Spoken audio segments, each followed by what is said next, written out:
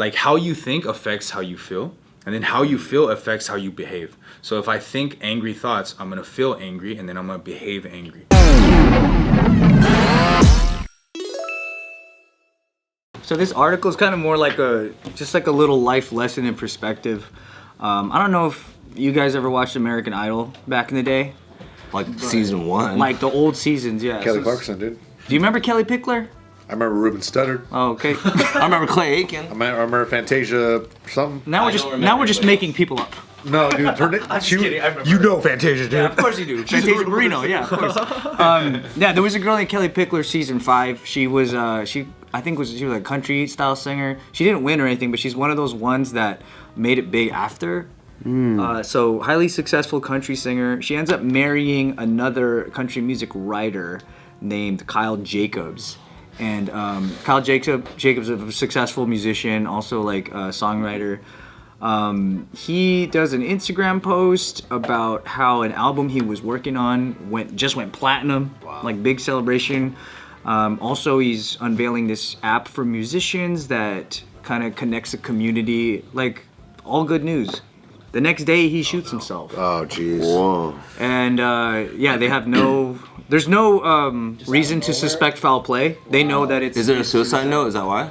I don't know. They don't know yet if there was a straight up note, but they're not calling it anything other than yeah. Damn. But the crazy thing is just that you think about these situations where somebody seems to have everything like going for them, and they're hitting home runs one after the other, grand slamming it, and then what could it really be? That's bothering them, and yeah, this is just another example of that. Where like even if you're under the spotlight and people are like, wow, look at you got it all. It's like, does he really? Does anybody? Yeah, I mean, obviously this reminds us of like Twitch and shit, right? You know what I mean? Like dancer who recently also committed suicide, and it's like sometimes, and again, this is just debriefing amongst like close friends that like had to like get through the trauma of different a community member, like basically taking his life, but there's always this weird feeling where people that you put on pedestals, people that you glorify or like you consider like heroes or idols from your community, right? They maybe feel the pressure that they can't dump like their problems on you because you're the one who's asking for help all the time, or you're the one that are constantly like, wow, you got it, like you made it, you know what I mean? You're such an inspiration that no matter how fucking kept together everything looks, especially on the fake ass life of social media where people only promote what they like choose to, or like maybe it makes more sense for their business, you know what I mean, to do things a certain way. It's like that must be such a lonely and difficult thing for the people that we actually put on pedestals, not just the people that like don't have all the glorious opportunity, So I can only imagine, like, especially if everything sounds squeaky clean perfect, how much difficult shit that person might actually be going through individually, Right. Yeah, I think like it's really, people become like true misery is when because when you're poor, right, and you actually like you look forward to like making money. Like when I was poor, I was like, oh, if I just have $5,000 a month, I'll be set. I don't know if you guys ever felt that before. Yeah. But when you actually hit it, you're like, you need more. So this desire keeps coming, right? And I think I never understood why rich people killed themselves. But then it got to a point where I was making money like 30, 40 G's a month, and I was like the most emptiest at any, like, compared to when I was young. And that's when I realized that's true misery. Like, you're thinking that you're gonna make this money and it's gonna make you happy, but you reach that level and it doesn't. Yep. Yeah. And that's when you can't live because you feel like you're depressed and you're just existing, and you can't die because you're afraid of death. So it's like you can't live, you can't die, you're just existing. And I feel and like you're empty with no purpose. Yeah. Because you thought you got what you wanted. Exactly. They call it like the hedonistic treadmill or something? Is that what it's called? We're just chasing feeling like the... Yeah, because it's like whatever level of joy or satisfaction that you hit, that new one is your baseline. Right. You know, like if you ate at like fucking JJ's or whatever, like, oh shit, that's really good. But then you eat at like Sugarfish. Now that's the new baseline. So if you don't hit this, then the next time you go back to JJ's, that's subpar. Yes. Whether it's your career or how much you make or whatever. And then so in our brains, we keep trying to chase the next one. But it's how hard is it to fucking keep outdoing yourself? Yes. Right. So you have to like somehow figure out a way where the satisfaction and reward doesn't come from external, but from internal. And that's the tough part to figure out. Yeah, that's hard, right? Does it mention if they have children or anything like that? I don't think I'm not sure if they have kids, didn't say. But yeah, one thing that it does show too is that you don't have to justify that you feel like this based on your life. Like I think if you're on the low and you feel like, you know, ending it all, like it's just as valid as somebody that's on a high and also feels the same way. I got a fitting quote What's for that? this fucking moment. All right. Better not be the fucking tree falls in the forest. Who hears it? Just Joe goes, yeah, that's okay. I lost it. Now, if you farted at JJ Cafe, no, I'm just kidding. All right, you know Epicurus? Epicurus? All right, he's a fucking philosopher, and he says, "Do not spoil what you have by desiring what you have not. Remember that what you now have was once among the things you hope for." Yeah. Wow. You are living the dream that you wanted, Yeah. but you can't even enjoy that dream because you're thinking about the next You're dreaming one. about something else, yeah. And I am so fucking guilty of that. Yeah, for sure. Like I'm, now I'm in, Hawaii. I've been wanting to live there. I've been wanting to do this, and now I'm just like, what's the next thing? Because my mind is just wired to look at a goal, and my eyes are at that goal, and I'm not looking at now. Yeah. Really easy to fall into that trap. Yeah. Because I enjoy the game, like of trying to accomplish something. But then I'm so focused on the future that you're just not like, wait a minute, this is what I wanted right now, and I should enjoy this a little You're bit. constantly unsatisfied with where you're at. Yeah. For no fucking reason. You make reasons to be unsatisfied. Well, you punish yourself, right? You always look at all the reasons why you're not where you want to be, or why. Yeah, and you think about what the stuff you have. It's not good enough. All your friends are dunking on you for having a brown belt. Like, just it's tough out there, you know. Dude, I'll leave right now, bro. I'll get the hell out of here. I want a brown belt too. Oh God. I'll never have a black belt. Is there like a specific, like if you were like speaking to somebody when you're ministering and they have those types of feelings, is there something you usually go to, whether it's in the Bible or if it's something you've learned? Yeah, I utilize the Bible, but I also utilize a lot of analogies, Yeah. So what I talk about is the levels. Like, say for example, a person from a scale of 0 to 100, if a person thinks that they're like level, let's say their real level is level 50, right? But they think of themselves as level 80. Even if they get things that are level 70 in life, they're not gonna be happy. Do you understand what I'm saying? Yeah. So I tell them, how do you humble down? Well, you got to think of yourself as nothing, actually. Because when that comes, let's say you are like level 80, but you think of yourself as like a level 20, right? Yeah. Then even when you get level 30 things, you'll be happy. You're grateful, yeah. So that's where like I kind of teach people, and they're like, oh, everything starts from the heart, bro. Honestly, like I could have everything in the world, but if I just feel like empty, then that's what's gonna lead my life, you know?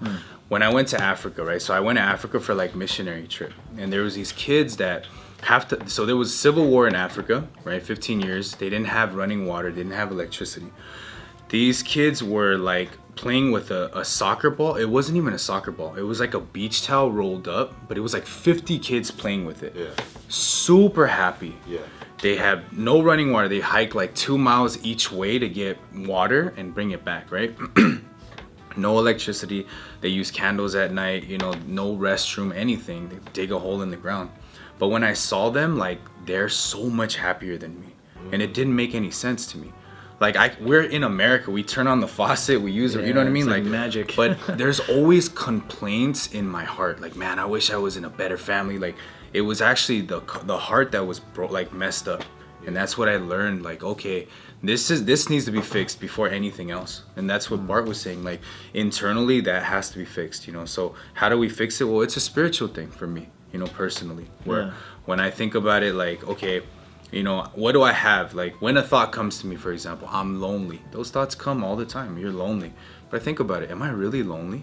Can I not call the homies? Can I not go out? Can I not, like, oh, it's this little thought that's leading me to be crazy. And why? And I'll just kind of talk about this real quick. Like, I have a friend who he's like kind of like a porn star. right? Like he's a mattress model, right? Is what they call it, right?